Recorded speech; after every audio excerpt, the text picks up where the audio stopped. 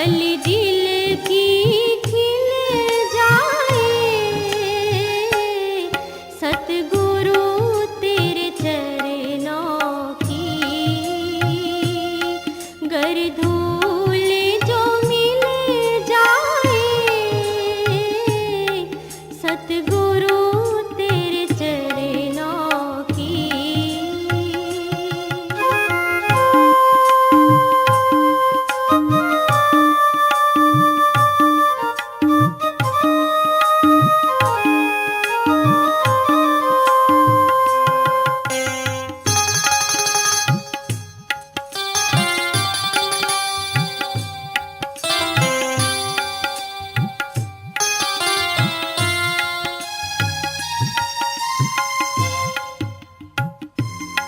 गम जितनी भी दो चाहे, नजरों से गिराना ना,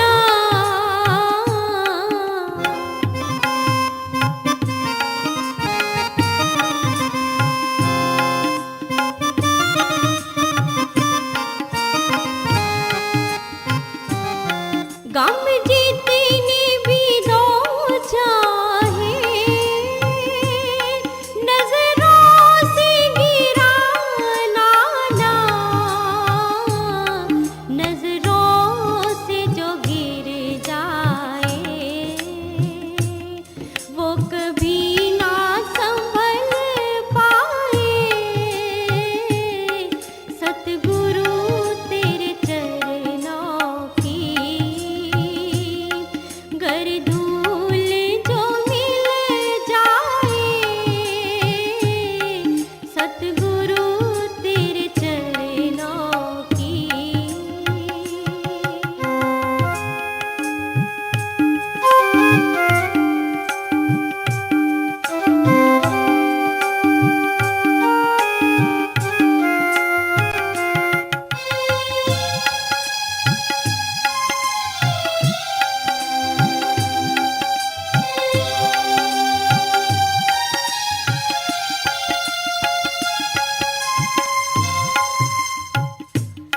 बस एक तमन्ना है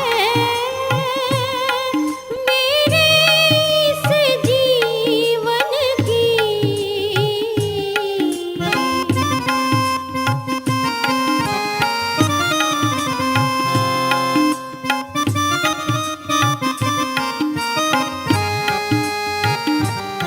बस एक तमन्ना है मेरे इस जीवन की, तुम सामने हो मेरे, मेरा दम भी निकल जाए, सतगुरु तेरे चरणों की गर धूल जो मिल जाए, सतगुरु तेरे चरणों की।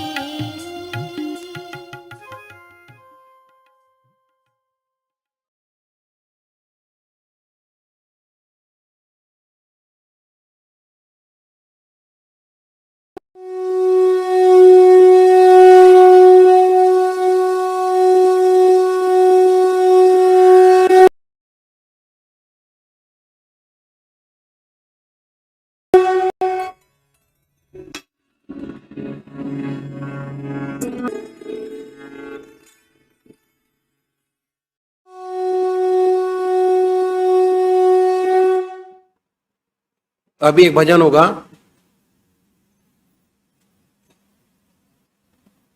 और भजन के साथ साथ सभी भाई बहन अपने अपने इष्ट का ध्यान करेंगे, जिसको जो मानता है, जिसको जो मानता है उन्हीं की आराधना करेंगे। इष्ट का मतलब आपके इष्ट देव, चाहे वो निराकार हो चाहे वो साकार हो,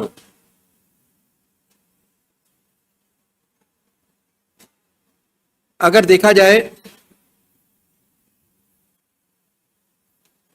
तो भक्त दो प्रकार के, एक साकार पुजारी और दूसरे निराकार।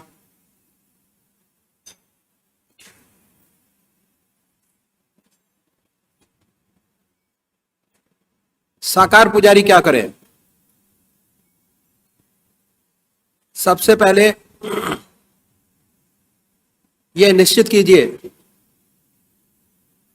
कि परमात्मा की कौन सी मूरत, कौन सी सूरत, कौन सी शक्ल,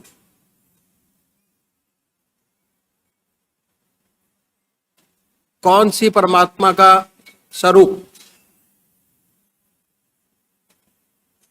आपकी आत्मा को सबसे ज्यादा प्यारा लगता है।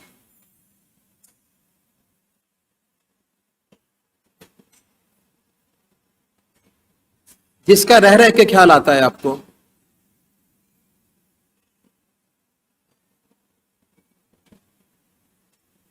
जिसका रह रह के ख्याल आएगा, उसी का मनन करेंगे, उसी का चिंतन करेंगे, उसी को याद करेंगे, तो आपका मन आपके इष्ट के चरणों में बहुत जल्दी लगेगा, विरोधाभास नहीं होगा। हम मानते राम को हैं, आराधना कृष्ण भगवान की करते हैं, तो आराधना तो कर सकते हैं, पर अगर चाहें कि उससे ऊपर उठे,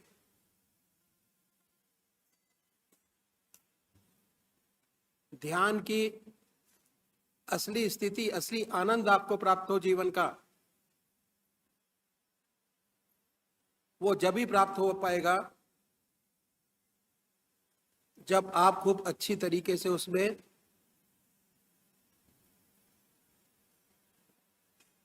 आराधना करेंगे, आराध्य होंगे। तो ये बहुत जरूरी है। साकार पुजारी ये निर्णय करें, जैसे मैंने आपको बताया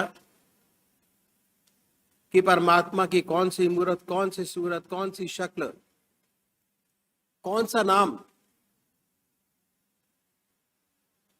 आपको सबसे ज्यादा प्यारा लगते हैं, उन्हीं को मानिए। उसके बाद अगर आपने पूजा का कोई स्थान बनाया हुआ तो स्थान पर जाएं,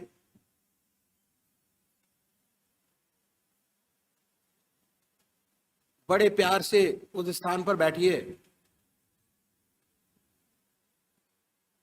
आसन लगाइए, सुख आसन से बैठें,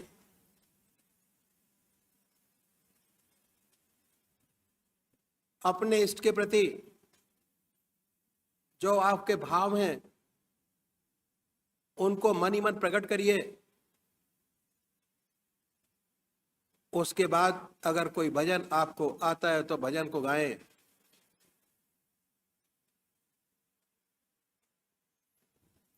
अगर भजन नहीं बनता तो भावना बनाएं, ये प्रभु हमारे पर कृपा करिए, जो हमारी जिंदगी की प्रॉब्लम्स हैं वो समाप्त हों, वो कम हों।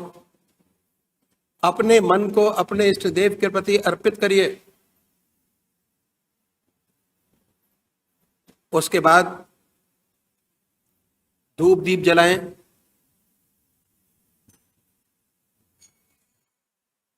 और ये महसूस करें कि आपका इष्ट सह शरीर आपके सामने विद्यमान है।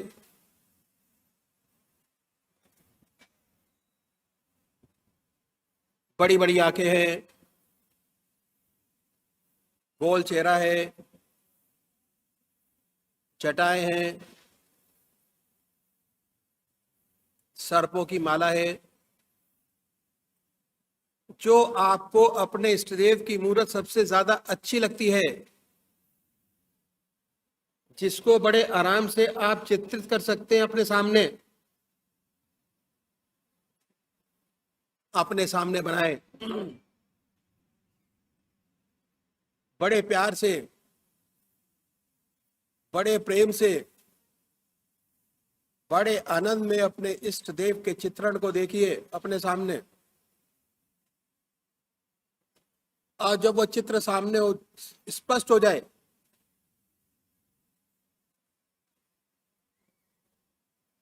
अपने हृदय पटल पर उसको उतारने की कोशिश करिए। दिल की हर धड़कन पर आपका जो मंत्र है उसको सुनने की कोशिश कीजिए। और जब तक ऐसा ना हो तब तक जिह्वा से बड़े आराम से अपने इष्ट देव के नाम को ले सकते हैं, बड़े प्यार से राम, बड़े प्यार से ओम। ये महसूस करें कि दिल से निकल रहा है और हम उसको सुन रहे हैं। दूसरे वो भाई हैं जो निराकार भगवान के उपासक हैं, परमात्मा की मूर्ति को नहीं मानते, कहते हैं परमात्मा तो कण कण में व्याप्त है, हर जगह है। वो क्या करें? बड़े प्यार से बैठिए, आनंद में बैठिए, धूप दीप जलाएं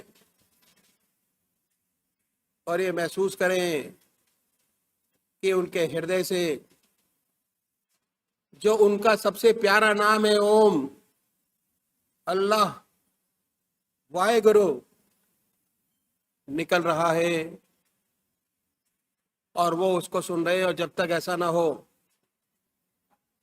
बड़े प्यार से उस पवित्र नाम को आप जिह्वा से ले सकते हैं। ये दो तरीके बताए हमारे बुजुर्गों ने परमात्मा को याद करने के। जो भी जैसे अपने इष्ट देव को याद करे, बड़े प्यार से कर सकता है। और ऐसा तो होता नहीं कि हमेशा याद बनी रहे। जैसे ही आप ध्यान करने की कोशिश करेंगे, अपने इष्ट देव को याद करने की कोशिश करेंगे, थोड़े टाइम तक तो आप अपने इष्ट देव की याद कर पाएंगे। उसके बाद आपका मन आपके इष्ट विचारों की दुनिया से हटकर दूसरे विचारों में चला जाएगा। फिर आप उन विचारों को साइड लाइन करिए, हटाइए, अपने इष्ट देव की याद करें, फिर हटाएं, फिर याद करें। अगर ऐसा अभ्यास करेंगे तो इतनी पक्की आदत आपकी बन जाएगी कि कुछ ही समय में जैसे ही आप अपने इष्ट देव को याद करेंगे, आपका इष्ट आपके सामने होगा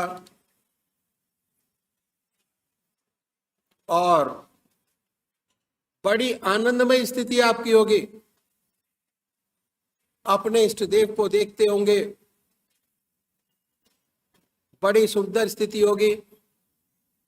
और जैसे ही सुबह सुबह अपने आपने इष्ट देव के दर्शन किए, सारा समय बड़ी सुंदरता से समय व्यतीत होगा और पूरा कार्यकाल उस दिन का बड़े आराम से अपने इष्ट देव की याद में बीतेगा।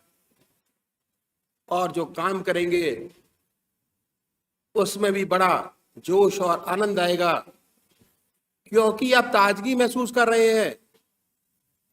मन के अंदर कोई विचार नहीं, पहले का, नए विचार आएंगे, नया काम होगा, बड़ी सुंदर स्थिति आपकी प्राप्त होगी। तो अभी एक भजन होगा और भजन के साथ साथ सभी भाई बहन अपने अपने इष्ट का ध्यान करेंगे।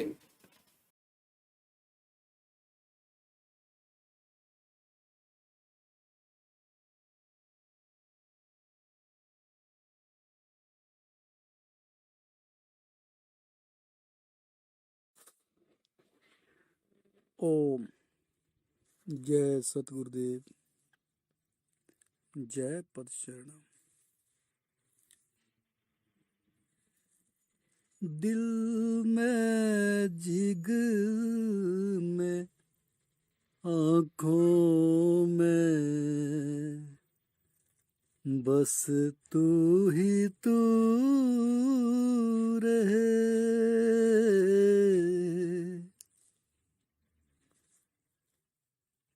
दिल में जिगर में आँखों में बस तू ही तू रहे। इसके सिवा न और कोई आरज़ू रहे।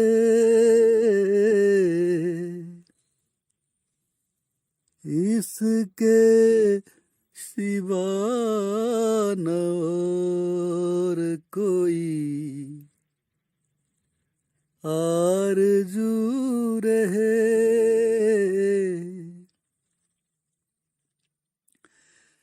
हसरत यही रहे और जुस्तजू यही रहे।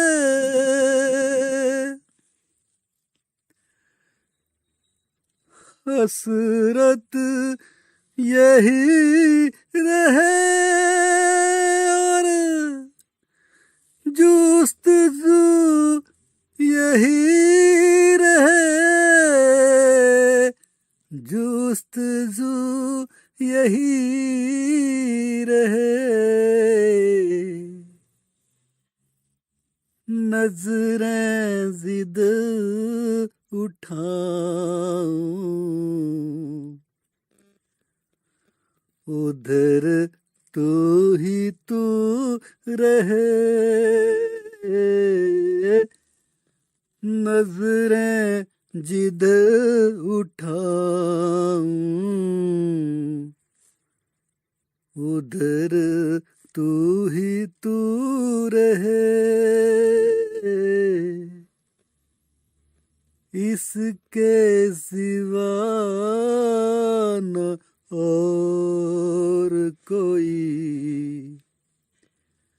आरज़ू रहे।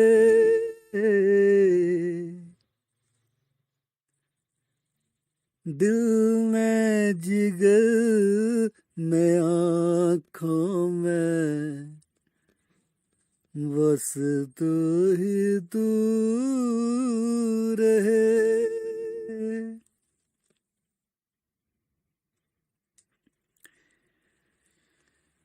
इस इल्तिजा के बाद कोई इल्तिजा नहीं।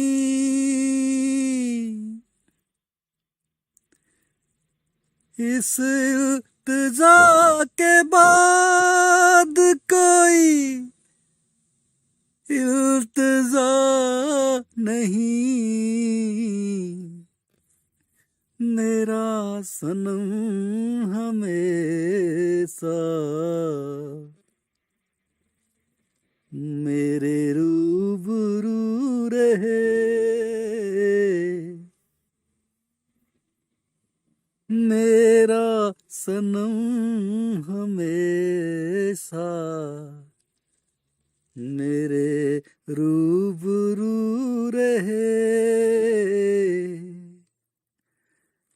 इसके सिवा न और कोई आरज़ू रहे,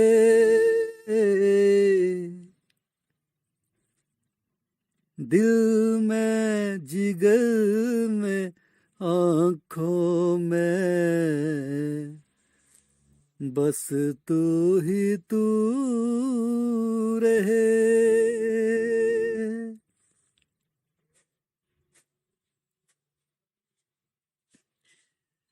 इस एहतमाम शौक से सजदा अदा करूं,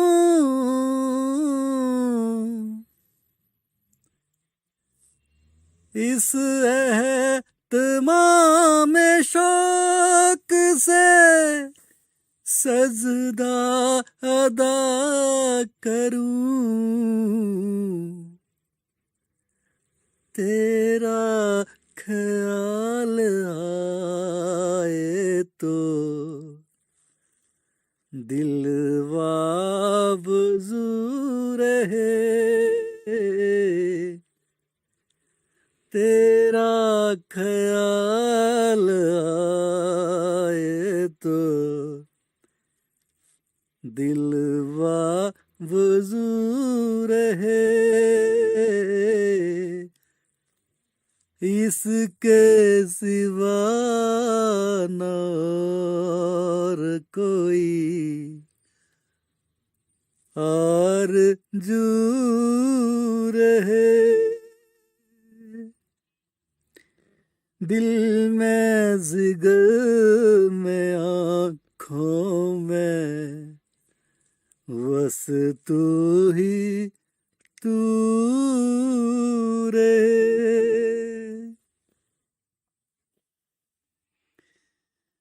तेरा ख्याल और तेरी जुस्तजू रहे,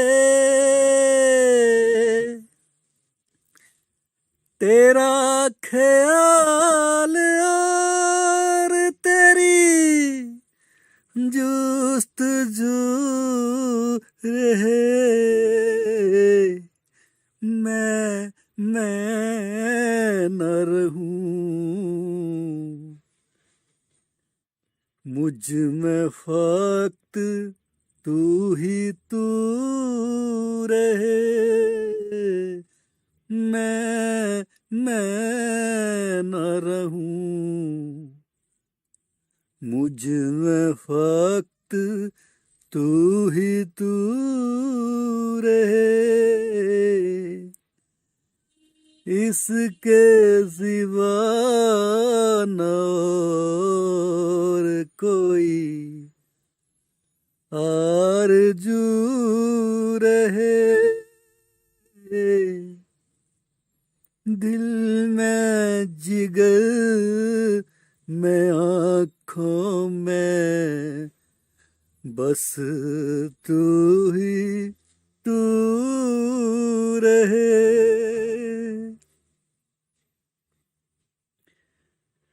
रुसवा न हो गुलाम तेरा रोजे हश्र में,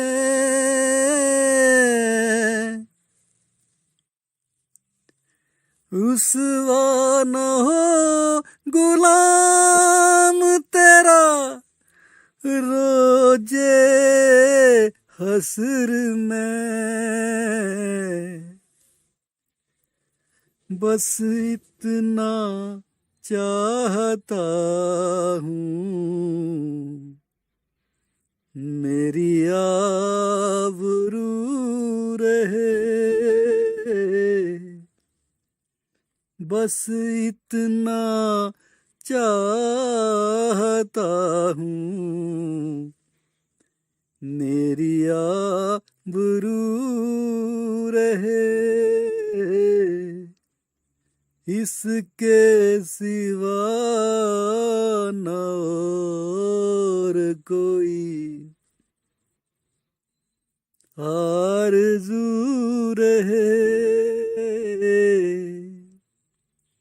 दिल में जिगर में आँखों में बस तू ही तू रहे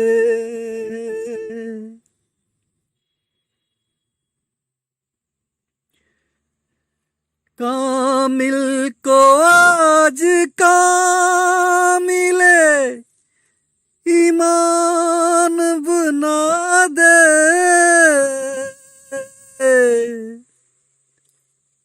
कामिल को आज कामिले ईमान बना दे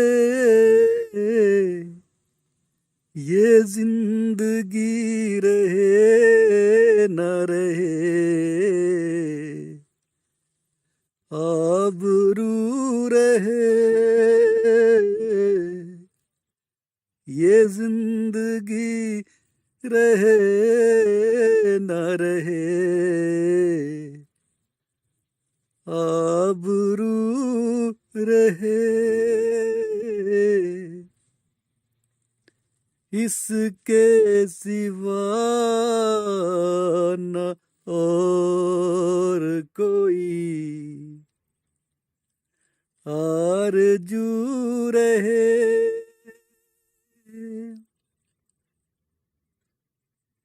दिल में जिगर में आँखों में बस तू ही तू रहे बस तू ही तू रहे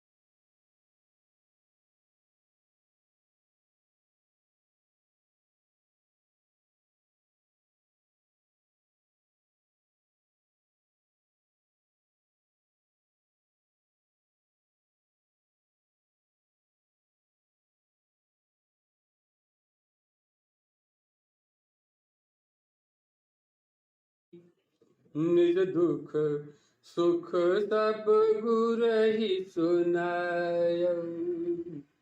निज दुख सुख सब गुरहि सुनाय।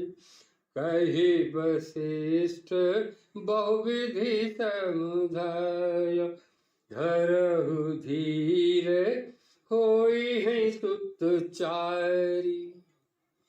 त्रिभुवन विदित भगत भयो हारी।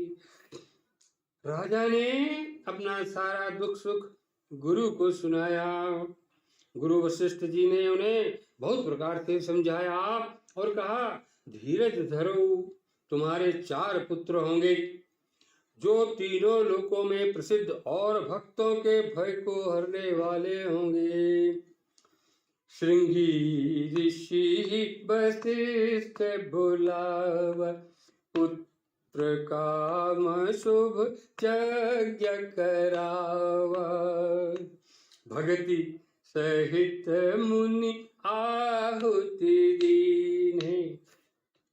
प्रगटे अग्नि चरु कर लीने। वशिष्ठ जी ने श्रृंगी ऋषि को बुलवाया और उनसे शुभ पुत्र कामेष्टि यज्ञ करवाया। मुनि के भक्ति सहित आहुतियां देने पर अग्निदेव हाथ में चरु हविष्यान्न खीर लिए प्रकट हुए। जो वशिष्ठ कछु हृदय विचार। सकल काजु भाव सिद्ध तुम्हारा। यह अभिबाटी देहु नृपुजाई।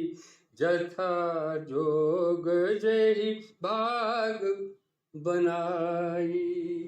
और हृदय से और दशरथ जी से बोले, वशिष्ठ जी ने हृदय में जो कुछ विचारा था तुम्हारा वह सब काम सिद्ध हो गया। हे राजन, अब तुम जाकर इस हविष्यान्न पायस को जिसको जैसा उचित हो वैसा भाग बनाकर बांट दो। तब अदृश्य भय पावक सकल सब ही समुझाय। परमानंद मगन नृप हर्ष न हृदय समाय। सियावर राम जय जय राम। तदनंतर अग्निदेव सारी सभा को समझाकर अंतर ध्यान हो गए। राजा परमानंद में मग्न हो गए। उनके हृदय में हर्ष समाता न था। तब ही राय प्रिय नारी बुलाई। कौशल्या दिखता चली आई। अर्ध भाग कौशल्य ही दीन। उभय बाग आधे करी दीन। उसी समय राजा ने अपनी प्यारी पत्नियों को बुलाया। कौशल्या आदि सब रानियां वहां चली आईं। राजा ने खीर का आधा भाग कौशल्या को दे दिया और शेष आधे के 2 भाग किए। कैकेयी कह नृप सोदय। रहो सो उभय भाग पुनि भय। कौशल्या के कई हाथ धरी।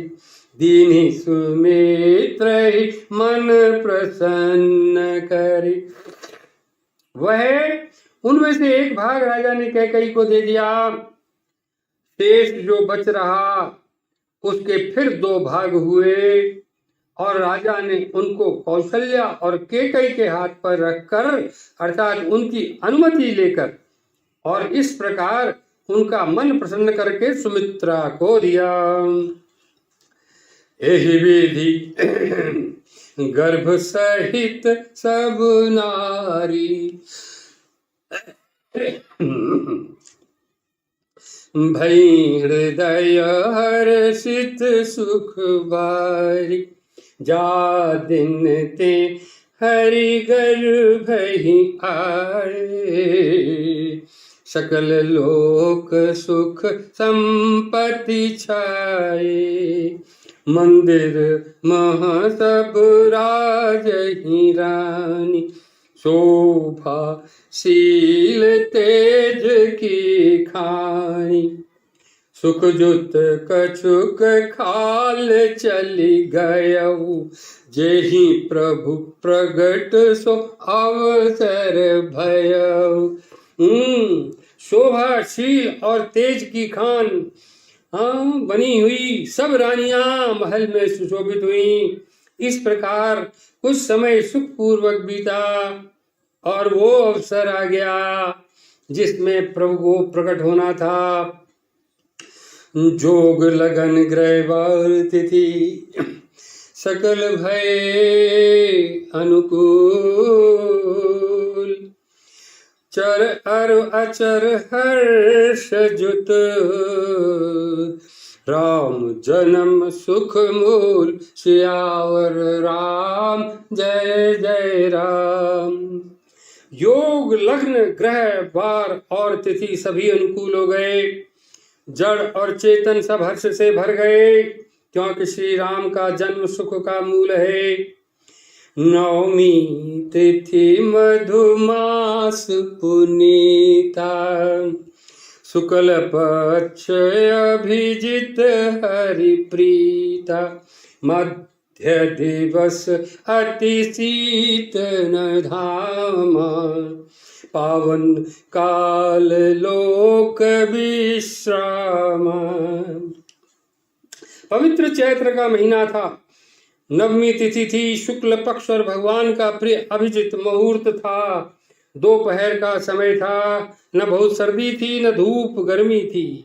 वह पवित्र समय सब लोगों को शांति देने वाला था। शीतल मंद सुरभि बहवाओ, हर्षित सुर संतन मन चाओ। बन कुसुमित गिरि गन मनियारा, श्रवहि सकल सरितामृत धारा। शीतल मंद और सुगंधित पवन बह रहा था। देवता हर्षित थे और संतों के मन में बड़ा चाव था। वन फूले हुए थे, पर्वतों के समूह मणियों से जगमगा रहे थे और सारी नदियां अमृत की धारा बहा रही थीं। सो अवसर बिरंचि जबु जाना, चले सकल सुर साजी विमाना।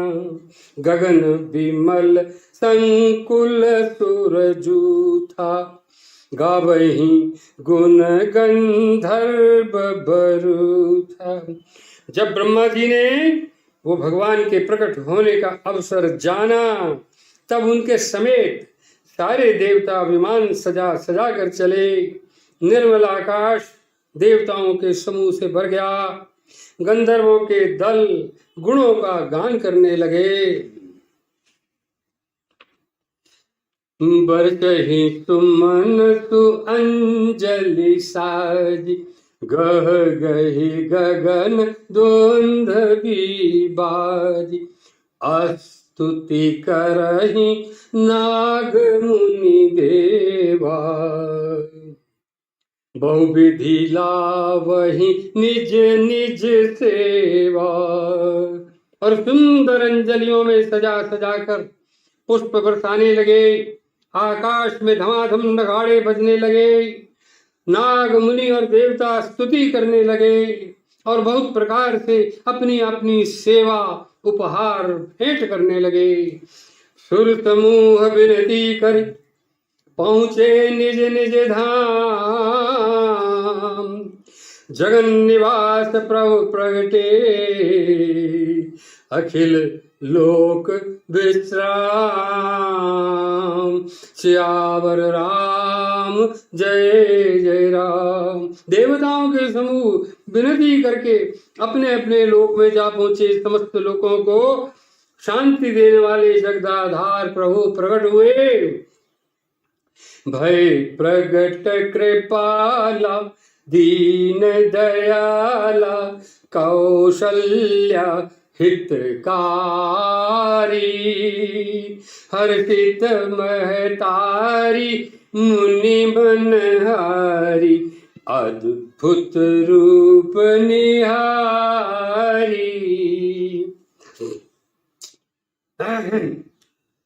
लोचन अभिराम तनु घन श्याम, निज आयुध भुज चारी, भूषण बनमाला नयन विशाला, शोभा सिंधु खरारी। दीनों पर दया करने वाले कौशल्या जी के हितकारी कृपालु प्रभु प्रकट हुए। मुनियों के मन को हरने वाले उनके अद्भुत रूप का विचार करके माता हर्ष से भर गईं। नेत्रों को आनंद देने वाला मेघ के समान श्याम शरीर था। चारों भुजाओं में अपने खास आयुध धारण किए हुए थे। दिव्याभूषण और वनमाला पहने थे। बड़े बड़े नेत्र थे। इस प्रकार शोभा के समुद्र तथा खर राक्षस को मारने वाले भगवान प्रकट हुए। कहे दुई कर जोरी अस्तुति तोरी, केहि विधि कराऊं अनंता,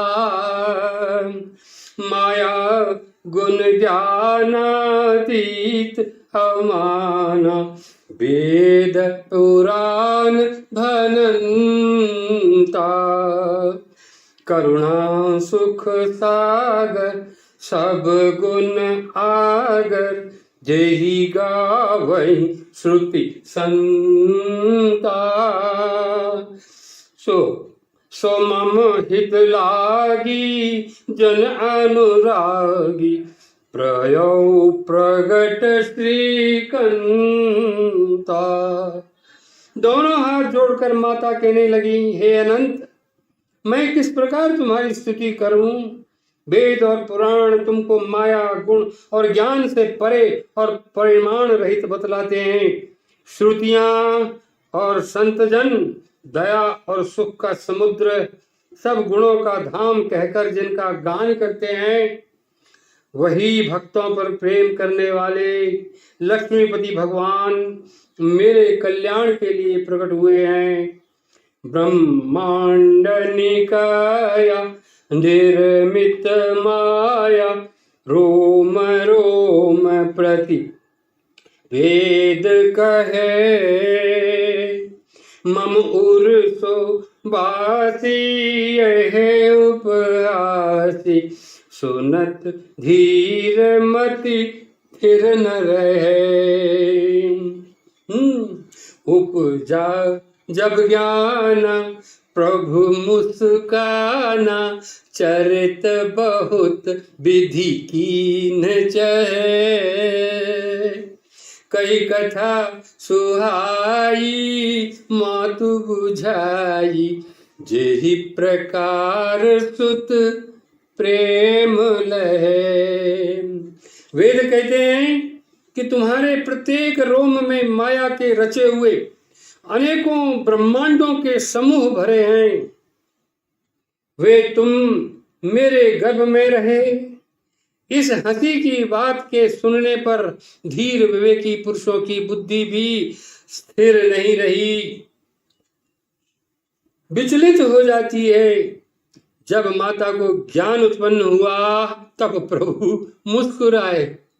वे बहुत प्रकार के चरित्र करना चाहते हैं, अतः उन्होंने पूर्व जन्म की सुंदर कथा कहकर माता को समझाया, जिससे उन्हें पुत्र का वात्सल्य प्रेम प्राप्त हो, भगवान के प्रति पुत्र भाव हो जाए। माता पुनि बोली तो मति डोली, तजहु तात यह रूपा, की जय सुशीला अति प्रिय शीला, ये है सुख परम अनूपा। सुनी बचन सुजाना रोदन ठाना, कोई बालक सुर भूपा। ये चरित जे गावहीं हरिपद लावहीं, तेन परहि भवकूपा। माता की वह बुद्धि बदल गई तो वो फिर बोली, हे तात, ये रूप छोड़कर अत्यंत प्रिय बाल लीला करो, मेरे लिए ये सुख परम अनुभव होगा। माता का ये वचन सुनकर देवताओं के स्वामी सुजान भगवान ने बालक रूप होकर रोना शुरू कर दिया। तुलसीदास जी कहते हैं, जो इस चरित्र का गान करते हैं वे श्री हरि का पद पाते हैं और फिर संसार रूपी कूप में नहीं गिरते। विप्रधेनु सुर संत हित लीन मनुज अवतार, निज इच्छा निर्मित तनु, माया गुण गोपाल सियावर राम जय जय राम। ब्राह्मण, गौ, देवता और संतों के लिए भगवान ने मनुष्य का अवतार लिया। वे अज्ञानमयी मलिना माया और उसके गुण सत रज तम और बाहरी तथा भीतरी इंद्रियों से परे हैं। उनका द्रव्य शरीर, उनका दिव्य शरीर अपनी इच्छा से ही बना है, किसी कर्म बंधन से परवश होकर त्रिगुणात्मक भौतिक पदार्थों के द्वारा नहीं।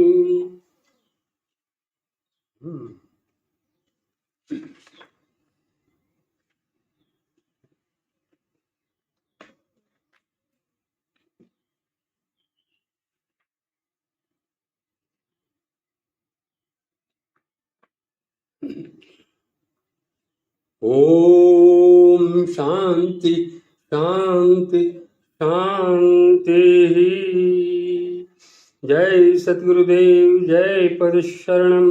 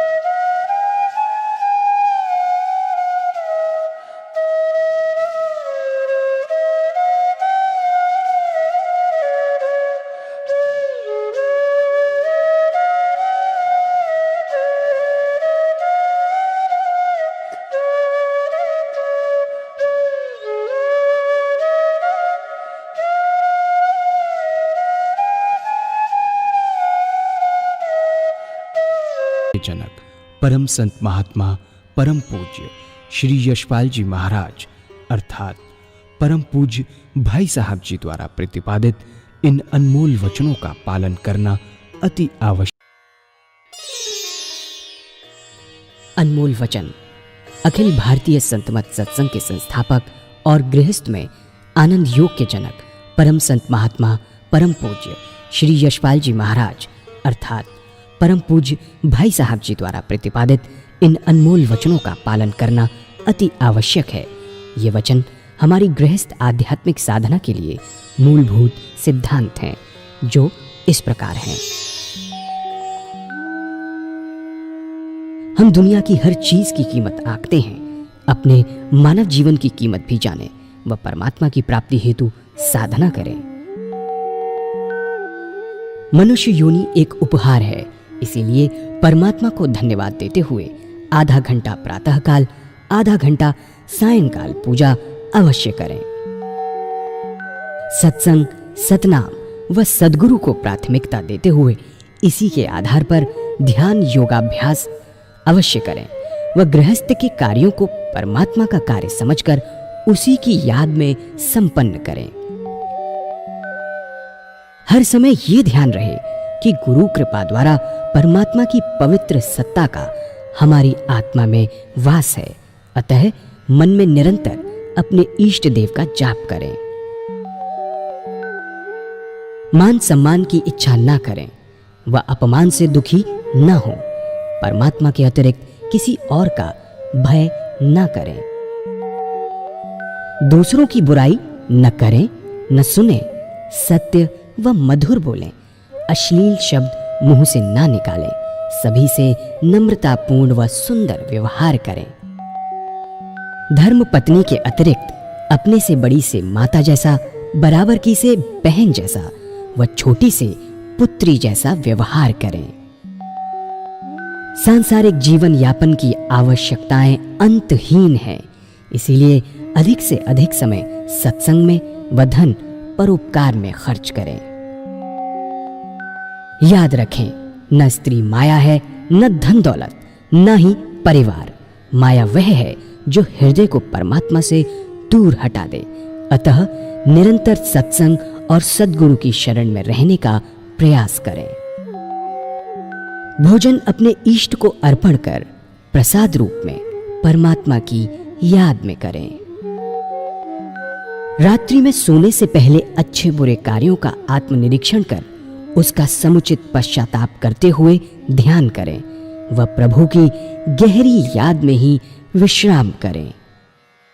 परमात्मा तू ही है, तेरी इच्छा पूर्ण हो।